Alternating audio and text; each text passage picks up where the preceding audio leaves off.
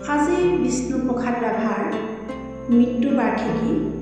তেখেতক সুঁৱৰি তেখেতৰে এটি কবিতা আবৃত্তি কৰিবলৈ লৈছোঁ মই সৰস্বতী চাংমাই।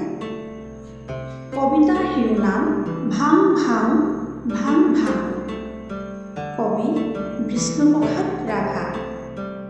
ভাং ভাং ভাং ভাং লোহাৰ শিকলি ভাং, চিং চিং চিং চিং ডাখৰ বান্ধোন চিং, খোল খোল খোল খোল কাৰাৰ ফাটক খোল, ভাং ভাং দুৱাৰৰ দাং, শুন সৌৱা শুন শুন ঘেৰিছে ৰং বিষাং, মুক্তৰ আকাশলে উৰে দীপ্ত ৰঙা নিচান, ৰক্তেৰে ৰঞ্জিত সৰোজ উদীয়মান, শুন মুকুতিৰ তুচ্ছৰ আহ্বান, হালোৱা সজোৱা হেৰো মজদুৰ কিখান, মুক্তিমান